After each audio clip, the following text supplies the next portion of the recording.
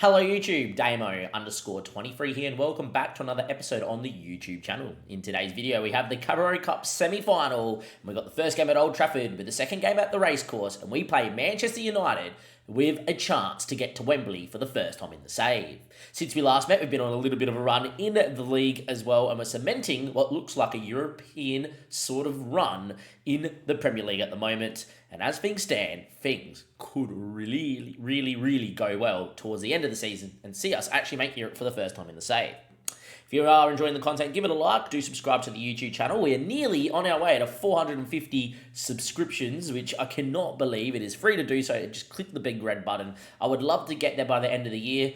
For those that watch like other big content creators who go, oh, I want to, get to like 200k subs and whatever. Mate, I've been on about 400 subs for 2 years. And the fact that I've had about 30 subs in this month, if I can get to 450, I'm over the moon. All right, with that being said, and enough about me, let's get into what the team looks like at the moment and the run. So since we last met, which was the Carabao Cup, we beat Spurs, beat United at home as well before losing to Brentford 1-0. We beat Wolves 4-1 and Forest 3-1 as well. We fully rotated as well here against Wolves, and we did give some people some rest here when we were dominating against Forest. A lot of people started and then took them off. Unfortunately, though, Mariba getting injured in this game here, but it is what it is. Secondly, in terms of the team, we did get Brian Alcaron has officially joined us now as a 18-year-old that we signed at 17 from Argentina Juniors, I think is the club. Very well rounded, got great pace, good determination, and I don't believe for a second that's his actual potential. I think he's going to come in, he's going to play, and a lot of these stats are going to develop, and he's going to be a crazy little winger that can play on the right, and I'm training him to play on the left. Secondly, Pavon's form has been really decent of late as well. 7.6, 7.5, ignore the penalty miss there against Brentford, and the 6.5 here wasn't great, but you can see a 7.7 here as well. The winger role on the right just seems to beat people and make runs inside and is just darty, etc. So I'm actually playing him as the winger on the right over Arthur, and Arthur seems to play pretty well as a winger as well. So maybe something to look out for in your saves. A winger on support might be okay. Now, this may or may not be backed up by this, but Arthur got an assist and a goal playing as a winger the last 2 times out, or 2 assists, I should say, no goal. But he's looked amazing in that world too, so I'm going to leave it as it is. In terms of everything else, unfortunately, I just missed out on a guy called Washington Ribas, who was leaving on a free Uruguayan. Unfortunately, he's gone to Liverpool, and I can understand why you choose Liverpool to come to me. That's fine. We did get the bid in first, and he had a bid from a multiple of clubs, like plenty of these clubs. So I was very, very unlucky not to get him, as I have him on the list pretty early. With that too, we're lucky. Last thing to tell you is, hopefully by the second time this, we're back for the second leg, is Harrison Ashby has wanted to leave because he's not playing enough football. This is a guy that I signed for 900k back here. It's done okay, but not great. The Premier League seems to be one step up too much for him. It's currently playing at a bit of a good championship sort of level. We've had a Saudi club and Set from the Brazilian League come in for 24 mil, and a lot of other clubs around want to look to bring him in as well. If we could get 24 mil plus for him, that's great, and then it means in this window, and hopefully by the next time we play Man United, because it's towards the end of January, we will obviously look to have a better backup right back in the team. With that being said, we've also got Burnley after this as well, so I'm going to recap all these results in Jan. It's a lovely time to play Manchester United, and hopefully we don't get blown out the park here in this first game. Unfortunately, Waylon Reneke is not back in time. He's a little bit injured, unfortunately. He's the guy that plays all these big games. I don't really trust Cunnington, so Oliveira's going to play this one here at centre-back on the other side. And on the bench is we're going to move Polongi in here as well. Mariba's also out too, so I don't really have anyone else to put on the bench bar Varane. And Varane will come off, and I think I'm going to give Brian Sanchez the game in there as well.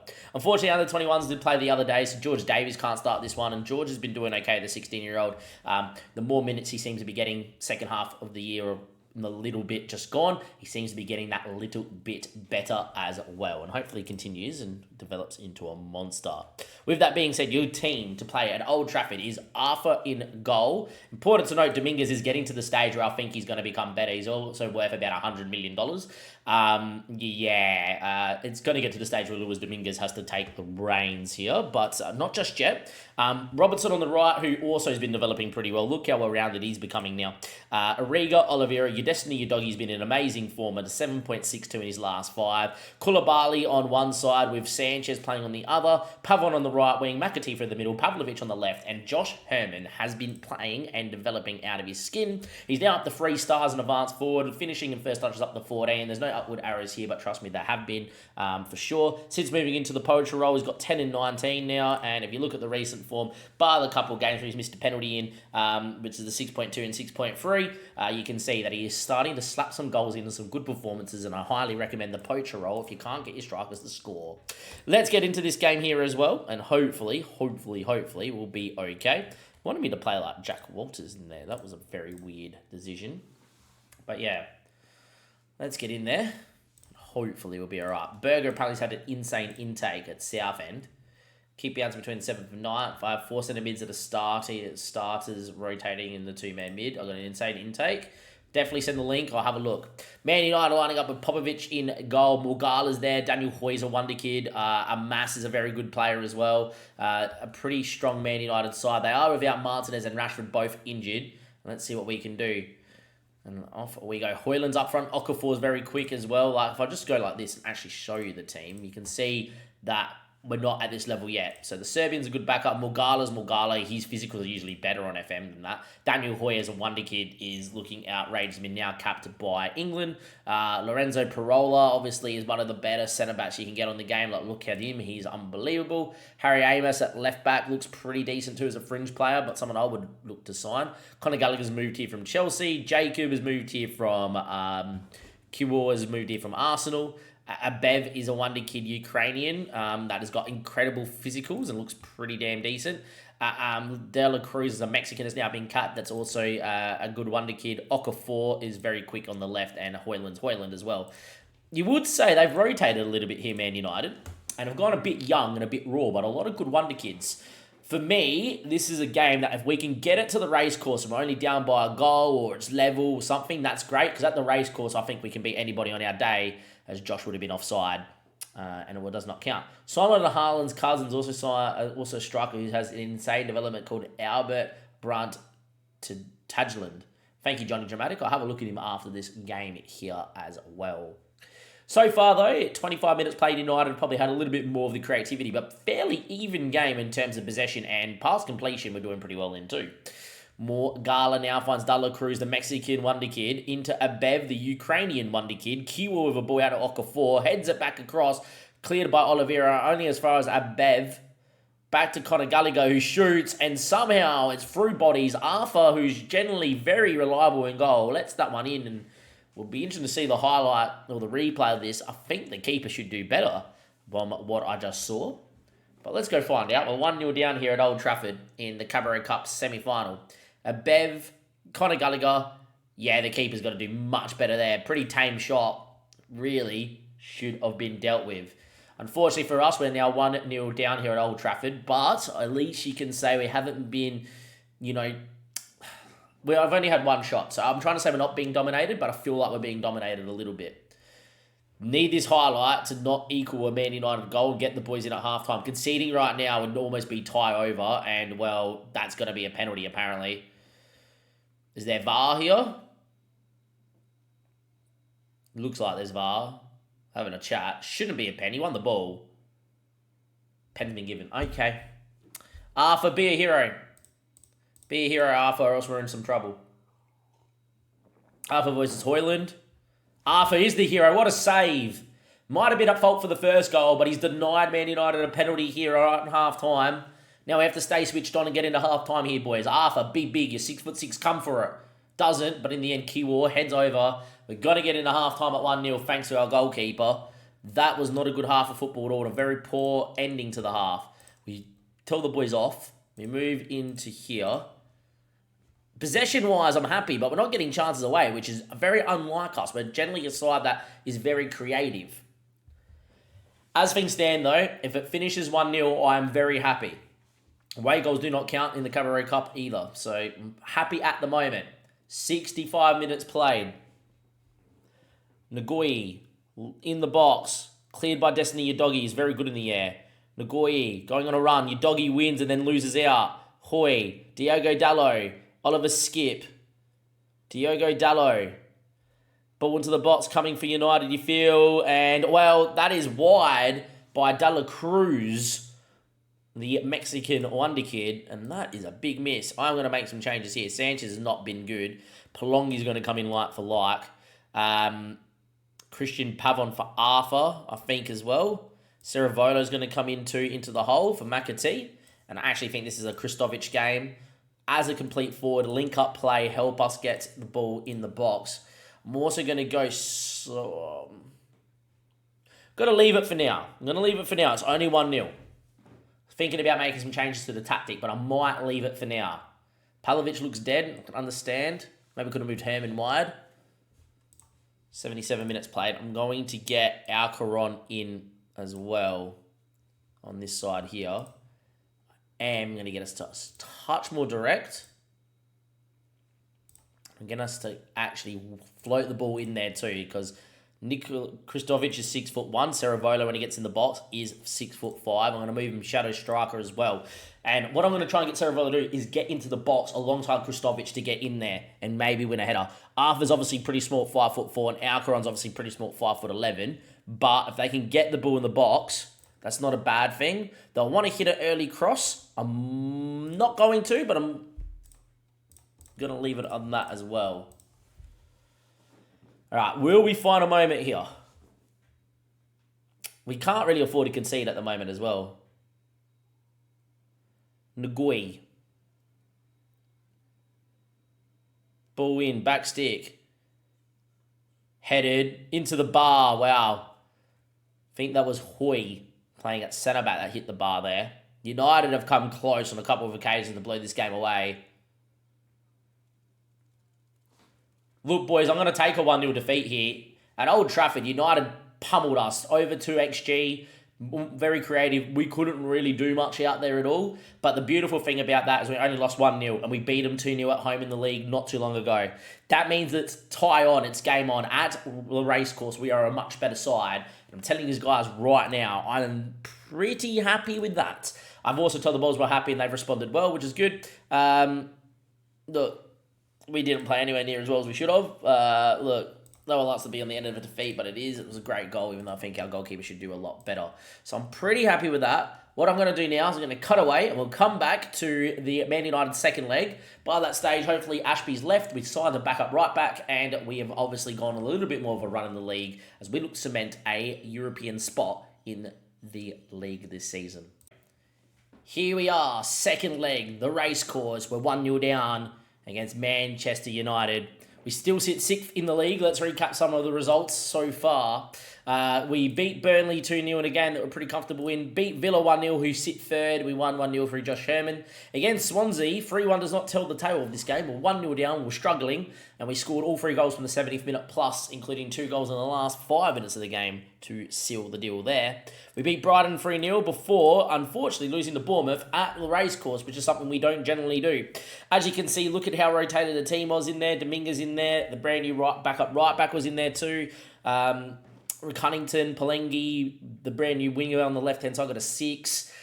You can see that the first team, considering we're in the European spot, is probably of the level of a good Premier League side and developing, obviously. But the reserves and the backup is not there yet. Losing a game like this, we did miss a penalty and we could have maybe got to 3-3 if we were lucky. But it really did show that against a Bournemouth side, a 10th and are not bad, we really can't afford to rotate in those sort of games. But obviously that was 3 days before we played Manchester United. Let's get into the transfers though. And on the out, of course, Aspie did leave. We got the big old 24 mil to go there. As you can see, he's only a D rating, which kind of shows you that he was ready to go out the door. And we, of course, signed in a guy called Kem Crook. Now, Kem's not your traditional right back, but he's an aggressive right back. And on the right-hand side of our tactic, we play with a better right back as well, or a more aggressive right back, not better. What I like about Kem is he's English, which is awesome. If we're in Europe next year, which I think we will be, having as many English homegrown players, which we have quite a fair bit, is going to help with registration moving forward. Secondly, as well, here he's very well rounded at 21 years of age. A lot of good physicals, mentals, and technical stats that are very well rounded. He's more of a natural winger and does lack in the defensive stats of marking and tackling. So you might be thinking, Damien, this is a little bit of a punt. A little bit, but let me explain my rationale as to why I go for a guy like this and why I've gone for a guy like if I go to my transfers here, or my loans actually, because he's doing well on loan at the moment, why I go for a guy like a Paolo Roberto. Both guys are very good natural wingers that can play fullback. When I use my right back and left back backups, it's generally in a game where we're winning 3 or 4-0 and I want to give my right back or the left back a rest. B, against a weaker side that I'm rotating, in which case we should have the upper hand anyway, and these guys can go out there and dominate from fullback and bomb on and really be aggressive. And the lucky last one is when I'm behind in games, my right back's not having a good game and I need a goal or an assist from a deeper position, and I go to a complete wing back to get up the field a little bit more to chase the game. If those are the main reasons I'm using the backup right back over my main right back, it means that I can go for guys that are a little bit more aggressive, a little bit more going forward, that are well-rounded, but understand that they're going to be fringe and squad players. So I'm very happy we picked up Kem Crook. The only issue is that for instance, if we lost, obviously, the injury to Dan Robinson long-term and, your doggy, all of a sudden, then these guys are going to play week in, week out, then maybe they get found out over time. But for those one-off games, I think it's very good and not too bad. Now, it will be said that he's got some potential here to be a championship right back. I think he's going to be better than that. This is the fee that we paid for him, as you can see here as well. If I move this a little bit more this way, or move this a little bit more that way, 5 mil up front plus 5 mil over 3 years, which is absolutely nothing. And if he plays 50 games, they get 5.5 mil. Now, what that does for me, right, means that we're going to guarantee them 10 mil. If I do this, I'll get rid of that. There we go. Gets rid of 10 mil. If he had a release fee of 15.5 mil, which is what we're paying him anyway, right? But what it means is that, on average, Aspie paid about 18 games, 15 games off the bench. That means it's going to take him about 3 seasons to play 50 games of football or get close. We'll know in 3 seasons' time, as he's got a 4-year contract, if we're going to keep this guy or he's not developed at all and we're going to sell him. And what that means is we could then potentially sell him. You got him for a bit of a cheaper fee and then sell him. Last thing I want to mention is, if you have a look at here, he's only got, 1, 2, 3 stats and 15 plus, but have a look at the 14s and the 13s that are here. 14 dribbling, 14 first touch, 14 technique, 14 in aggression, which isn't a good or bad thing, 14 agility, 14 acceleration, plus the 13s in pace, natural fitness, vision. What that I'm alluding to here, decision making as well, is that if he develops, he plays 50 games for us, he would have developed into a player that's going to have 13 to 14 stats, 15 plus. And if he does that, he's going to be very well-rounded and will be a long-term backup right back that's going to be here for 8-10 years. So I think there's potential he's going to develop into a good Premier League right back, and the game's got the potential ability wrong. Or he's someone that we don't play for 50 games in the Prem and will eventually be sold. So there we go. That's too much talking about Kem Crook. I also want to just quickly mention Paolo's finally hasn't played many games in Paris, but is starting to play over the last month and a bit. He is taking form at 19 years of age, very good mentals, very good physicals, and could develop into a bit of a monster. So hopefully he's okay. Manchester United, important to note as well, been on a good run through this. Lost to Man City during this period since us, but more importantly, just lost to Liverpool 3-0 2 days ago. And they went pretty full strength with Bruno, etc. as well. And Liverpool, 4.64 XG, and Nana man of the match in that game, and he conceded 3 goals. So I really think we can get at them here. Now, we are going to try and go full strength. Unfortunately, we cannot. So Olivier is going to go in for Destiny Udogie. Pavon is obviously out here as well, unfortunately due to suspensions. We are going to get on Alcaron, but it will be after that starts. And if you have a look at the bench, Kem Crook is unfortunately cut tied. Udogie suspended, so Dewberry's actually going to make the bench here, and same with Ceravolo, who's injured here for another couple of weeks. So it's a bit of a weaker bench, but a pretty good side. Let's get into it here. We're 1-0 down. If we win by more than a goal, we're through. If we win by 1 goal, we get extra time, and extra time would be in front of our own fans, which I'm pretty happy with. I am going to make the slight change here. I am going to get rid of overlap on the left, and I'm actually going to move Oliveira into a more inverted wing back there on defend. I really want him to sit in, not really do too much. We can't afford to concede the first goal, and I can always switch him into a more aggressive role moving forward, and this will allow us to focus to play more down the right-hand side with Robertson, who's the better player here. With that being said, let's get into it, see what we can do. Important to notice Josh is developing quite nicely too.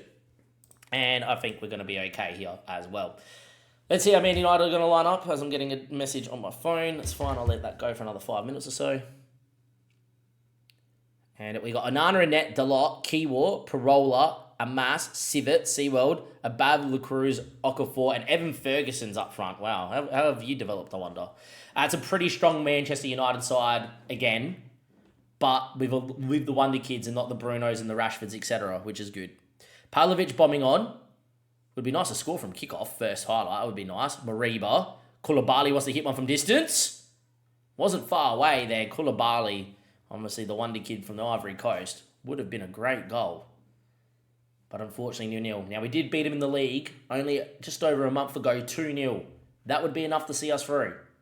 So far not bad, but no goal. Sywald with the ball to Evan Ferguson. He heads over the bar. 12 minutes in, still 0-0. We've had 65% of possession, but struggling yet again for some opportunities, which we did struggle last time against Man United for some opportunities moving forward. But we're at the race course, and we can always believe. Need to find that goal. One goal would change this game. As it's standing, though, not particularly been our day. A mass with the ball, and Robertson gets himself sent off. Oh, my word. Sure. Down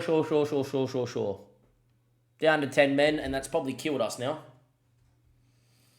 I don't have a backup right back out there either, to be fair. I don't have an actual right back that can play right back.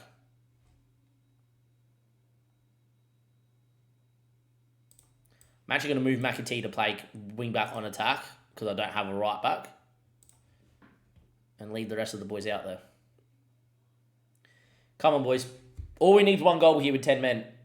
All we need is one goal here with 10 men. We've had 60% of possession. Half time. I'm going to get fresh the arms. It's not been good. Now Caron's going to come in for Arthur, who looks dead as well.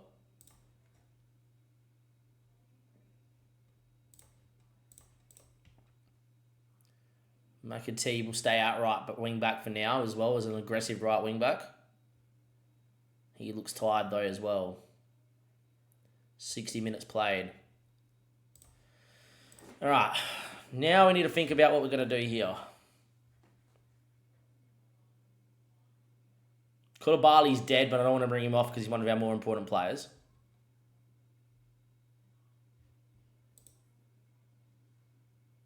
Cunnington could come in here, maybe move someone else out to the right back, but I'm not really a big fan of that.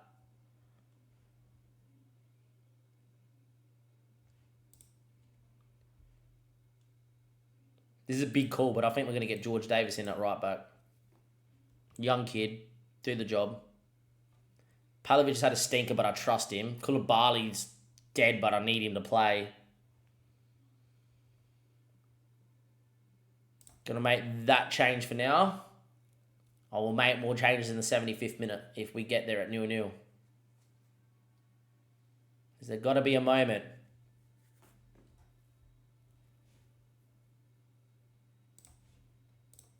There isn't. Koulibaly's going to go into here. Mariba's going to go into here. I'm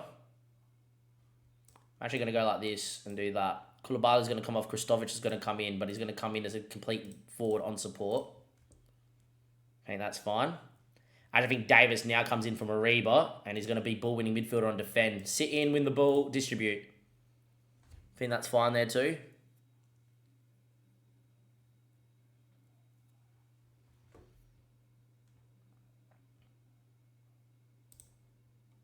I think Cunnington's the best of a bad bunch and he has to go out there, but that's pretty much it. Pavlovic looks dead. But I trust him to get me a goal. They go 4-2. We go 4-2 for 4-1-2-4. 4-1-4. 87th minute. Let's make some changes. Bit more higher tempo. Overlap left and right. Stay a touch wider. Play down the left and the right now as well. Distribute long. Already doing all that. Step up more and trap inside. I don't like the trap inside with only one man in there.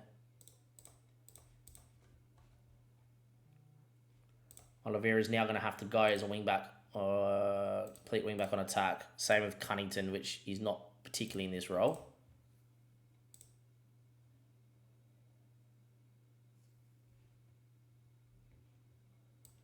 Dewberry is going to come in late doors to try and win me, get me a moment too, as a winger.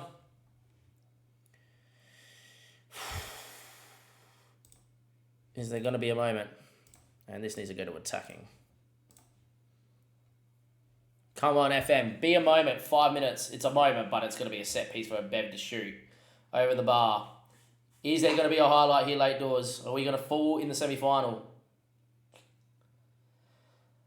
We lose 1-0 at Old Trafford. We draw 0-0 with 10 men against Man United at home. In a game where we had 57% possession, did not put one shot on target. The lack of ability to score a goal over 2 legs has cost us. Unfortunately, it's not been our day. We got within a tie of Wembley. And that is all she wrote. Unfortunately, the cup run ends here in the semi-final. But look, we went on a pretty good cup run. And it is what it is. And I would love to know what happened if we didn't get the red card to Mr. Robinson as well. And hopefully it's not going to creep into domestic football here and he misses a few games elsewhere. Don't appeal that, obviously.